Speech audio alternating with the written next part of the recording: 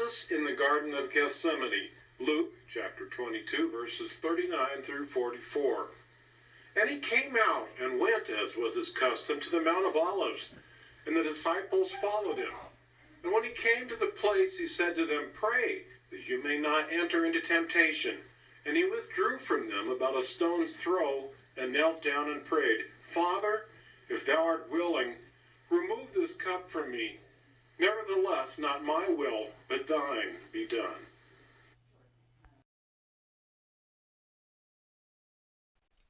Jesus is betrayed by Judas and arrested. Matthew chapter 26, verses 47 to 56. While he was still speaking, Judas, one of the 12, arrived. With him was a large crowd with swords and clubs, from the chief priests and the elders of the people. Now the betrayer had given them a sign, saying, "The one I will kiss is the man. Arrest him." At once he came up to Jesus and said, "Greetings, Rabbi," and kissed him. Jesus said to him, "Friend, do what you are here to do." Then they came and laid hands on Jesus and arrested him. Suddenly, one of those with Jesus put his hand on his sword, drew it, and struck the slave of the high priest, cutting off his ear. Then Jesus said to him, "Put your sword back into its place, for all who take the sword will perish by the sword. Do you think that I cannot appeal to my Father, and he will at once send me more than 12 legions of angels? But then how would the scriptures be fulfilled, which say it must happen in this way?" At that hour, Jesus said to the crowds, "Have you come out with swords and clubs to arrest me as though I were a bandit? Day after day I sat in the temple teaching, and you did not arrest me. But all this has taken place so that the scriptures of the prophets may be fulfilled." Then all the disciples deserted him and fled.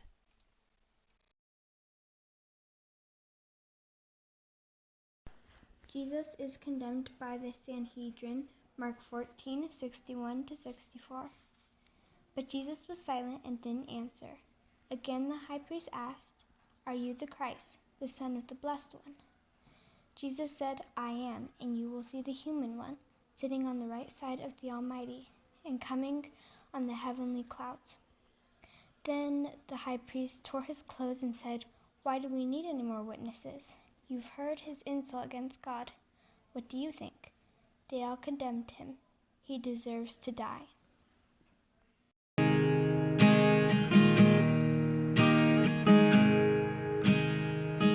Your only son, your sin to hide, but you have sent him from your side to walk upon this guilty sod and to become the Lamb of God.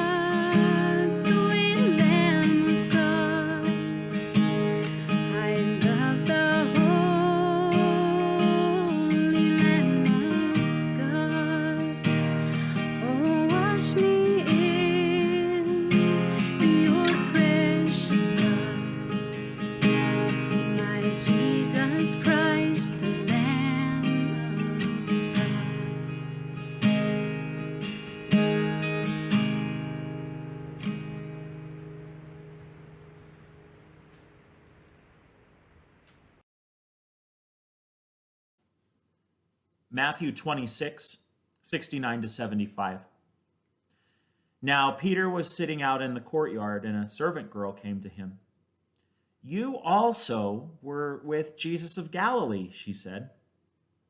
But he denied it before them all. "I don't know what you're talking about," he said. Then he went out to the gateway where another servant girl saw him and said to the people there, "This fellow was with Jesus of Nazareth." He denied it again with an oath.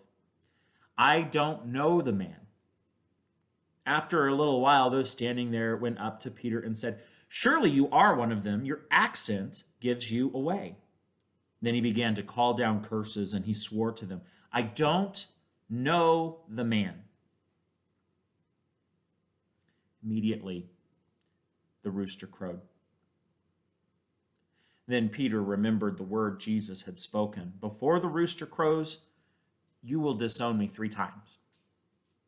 And he went outside and wept bitterly.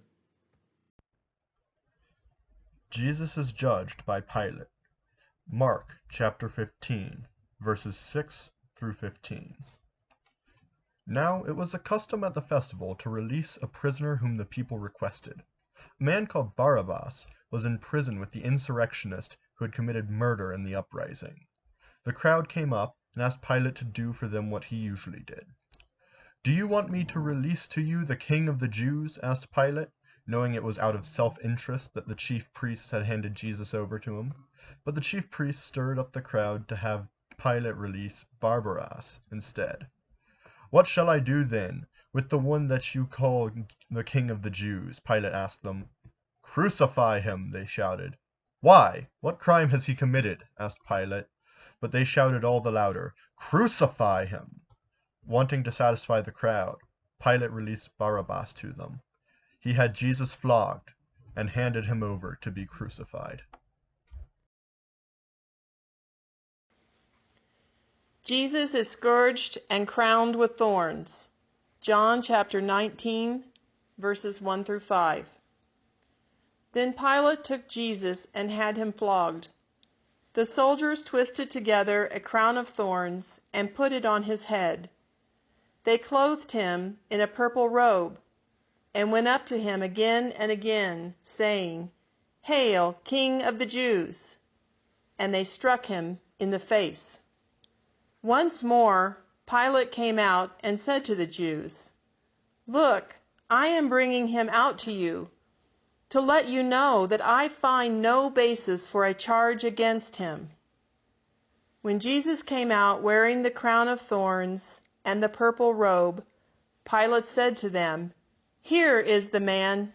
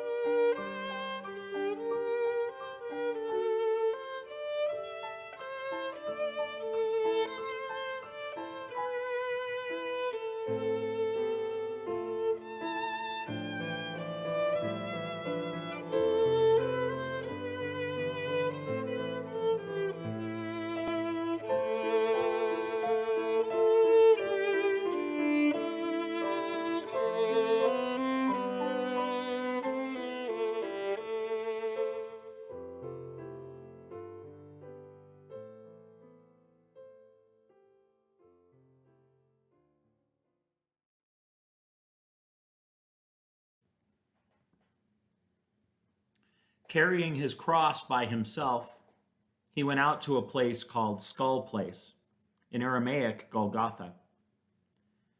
That's where they crucified him. And 2 others with him, one on each side and Jesus in the middle.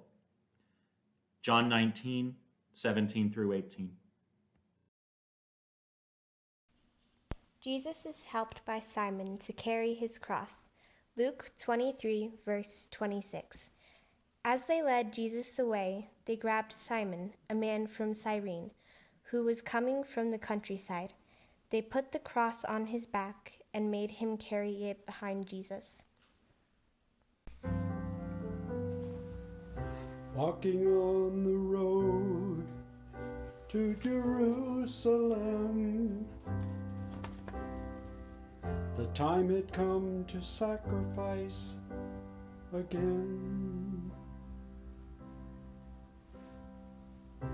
My 2 small sons, they walked beside me down the road.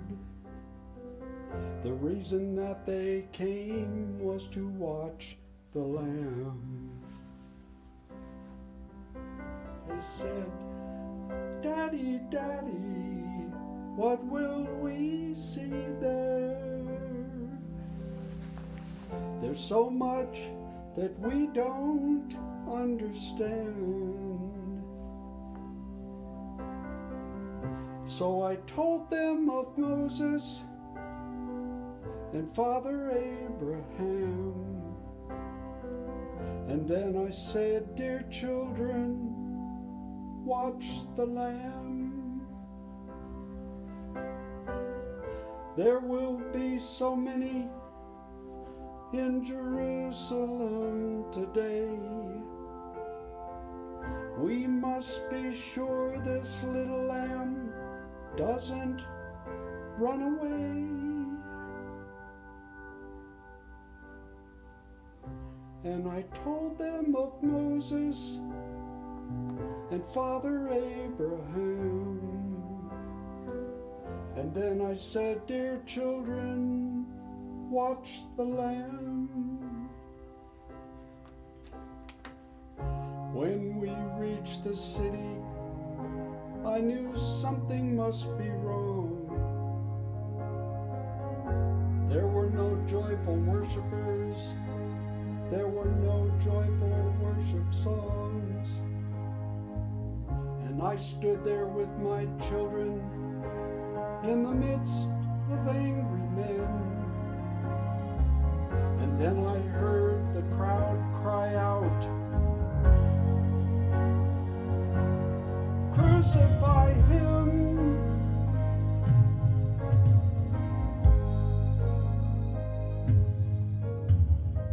We tried to leave the city, but we could not get away.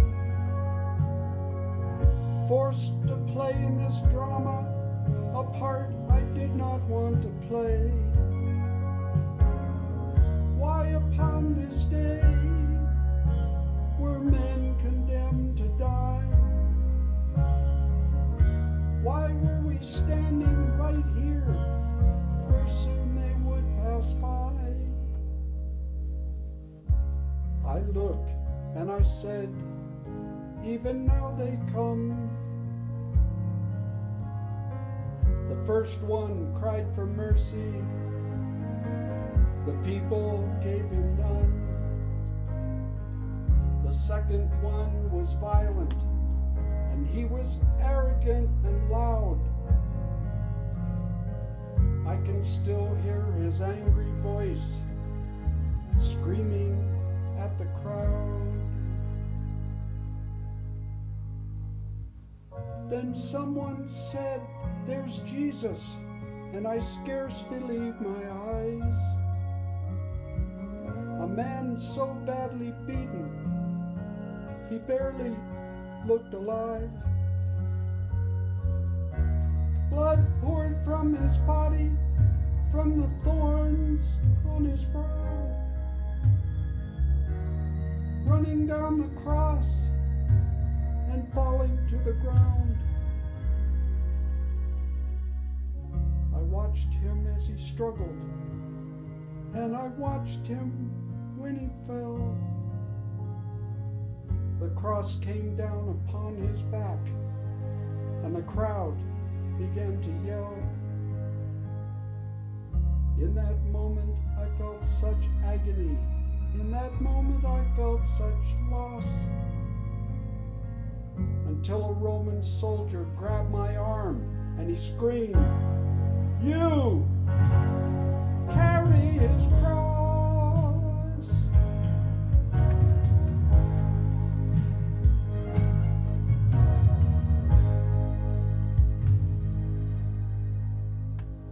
At first I tried to resist him, but his hand reached for his sword.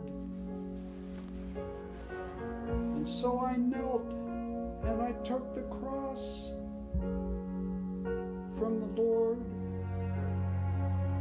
I put it on my shoulder. We started down the street. The blood that he'd been shedding was running down my cheek. They led us to Golgotha. They drove nails deep in his feet and hands. And on the cross, I heard him pray, "Father, forgive them." Never have I seen such love in any other eyes. Into their hands I commit my spirit. He prayed, and then he died. I stood for what seemed like years, lost all sense of time.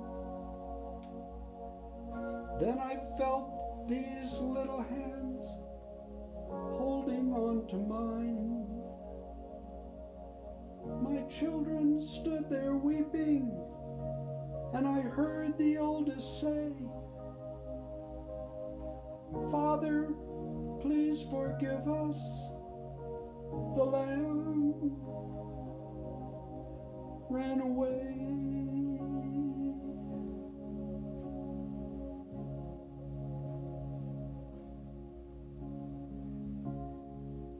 Daddy, Daddy, what have we seen here?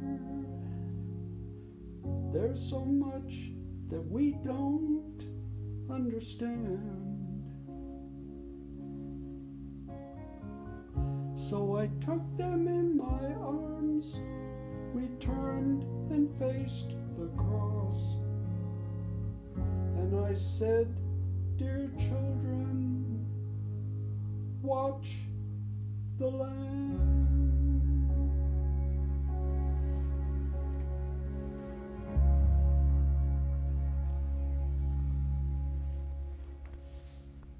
Jesus speaks to the women of Jerusalem. Luke 23, verses 27 through 31. A huge crowd of people followed Jesus, including women who were mourning and wailing for him. Jesus turned to the women and said, "Daughters of Jerusalem, don't cry for me, rather cry for yourselves and your children. The time will come when they will say, 'Happy are those who are unable to become pregnant, the wombs that never give birth, and the breasts that never nursed a child.' And they will say to the mountains, 'Fall on us,' and to the hills, 'Cover us.' If they do these things when the tree is green, what will happen when it is dry?" Jesus is crucified. Luke chapter 23, verses 33 and 34. When they came to the place called the Skull, there they crucified him, along with the criminals, one on his right, the other on his left. Jesus said, "Father, forgive them, for they do not know what they are doing." And they divided up his clothes by casting lots.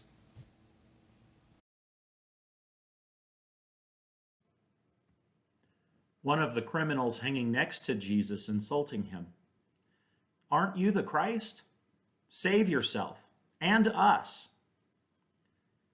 Responding, the other criminal spoke harshly to him. Don't you fear God, seeing that you also have been sentenced to die? We are rightly condemned, for we are receiving the appropriate sentence for what we did, but this man has done nothing wrong." Then he said, "Jesus, remember me when you come into your kingdom." Jesus replied, "I assure you that today you will be with me in paradise." Luke 23, 39 through 43.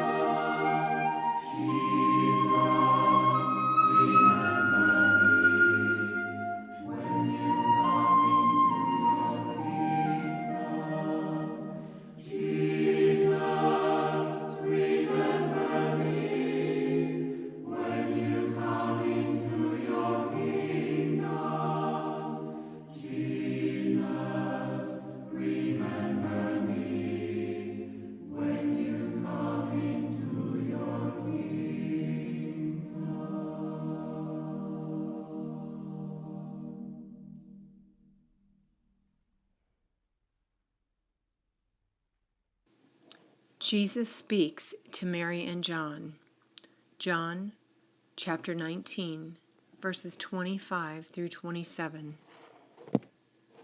Near the cross of Jesus stood his mother's sister, Mary, the wife of Clopas, and Mary Magdalene. When Jesus saw his mother there, and the disciple whom he loved standing nearby, he said to his mother, "Dear woman, here is your son," and to the disciple, "Here is your mother." From that time on, this disciple took her into his home.